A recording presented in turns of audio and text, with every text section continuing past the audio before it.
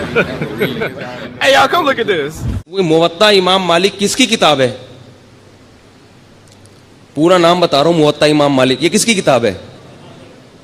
یہ تو ایسے پھر بھی نہیں بتا رہے یار آپ لوگ. یہ تو ایسے ہی ہو گیا جیسے ایک وہ تھا، ایک وہ بیٹھا ہوا تھا، وہ پہلے زمانے میں سیٹ چیلے، وہ تو نہیں گرو ہوتا تھا نا، اس کا ایک چیلا ہوتا تھا، ہے چیلا. تو جو چیلا تھا نا وہ بڑا مالدار تھا، اور گرو کیا تھا؟ غریب بیچارہ، ظاہر ہے اس کا نوکر تھا. ہمارے حضرت اس پہ یہ واقعہ اس پہ سنایا کرتے تھے کہ ہر مالدار آدمی میں عقل نہیں ہوتی، بعض دفعہ بیوقوفوں کو اللہ دولت زیادہ دے دیتا ہے، بلکہ زیادہ تر ایسا ہی ہو جاتا ہے. ٹھیک ہے نا، اللہ اپنی قدرت دکھاتا ہے.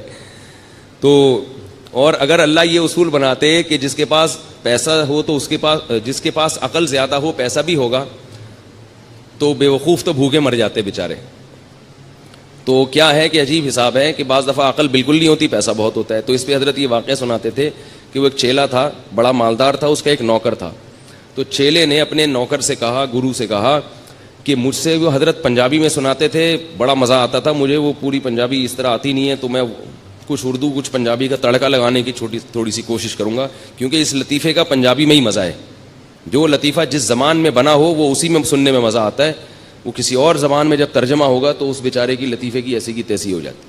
تو حضرت اس پہ سنایا کرتے تھے کہ وہ گرو نے اس سے پوچھا، بلکہ وہ سرائکی میں ہے، کہ اپنے نوکر سے کہا کہ مجھ سے کوئی پہیلی پوچھو، لیکن یہ بتا دوں اگر مجھے اس کا جواب نہ آیا نا تو تیری ٹھکائی لگاؤں گا میں. یعنی اپنے نوکر سے خود ہی اپنی ذہانت کا امتحان بھی لے رہا ہے، اور پھر یہ بھی ڈر ہے کہیں فیل ہو کے میں بیوقوف ہونا میرا ثابت نہ ہو جائے.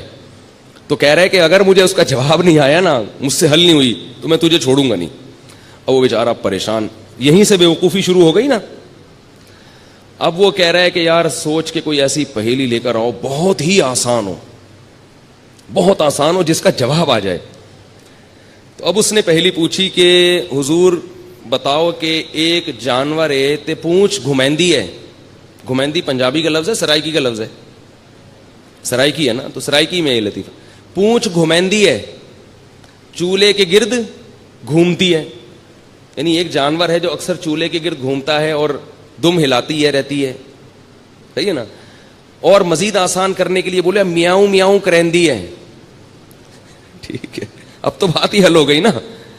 ایک جانور ہے جو گھر میں رہتا ہے، دم ہلاتا ہے اور اکثر چولہے کے گرد گھومتا ہے اور میاؤں میاؤں کرتا ہے. بوجھو کی ہے، بتاؤ بھائی کون سا جانور ہے. اب وہ سوچ میں پڑ گیا. وہ کیا ہو رہا ہے، سوچ. کافی دیر سوچنے کے بعد بولتا ہے ککیڑ، مرغا. کون ہے یہ لوگ؟ اب یہ نوکر نے بولا میری تو آئی شامت، اگر میں بولوں غلط ہے. بڑا ہوشیار تھا. اس نوکر نے بولا حضور لگتا ہے کسی نے دسیا ہے، یہ اتنا مشکل پہیلی کا جو آپ جواب لے کر آئے ہو، یہ لگتا ہے کسی نے آپ کے کان میں چپکے سے بتایا ہے. بڑے فخر سے کہتا ہے اوئے عقل جی دوڑ ہے، عقل جی. یہ کیا ہے؟ عقل جی دوڑ ہے، عقل کی دوڑ ہے بھائی، کوئی بتا نہیں رہا ہم کو. تو میں آپ سے پوچھ رہا ہوں موطا امام مالک کس کی کتاب ہے؟ آپ کہہ رہے ہیں پتہ ہی نہیں. تو نام تو لے رہا ہوں امام مالک کی.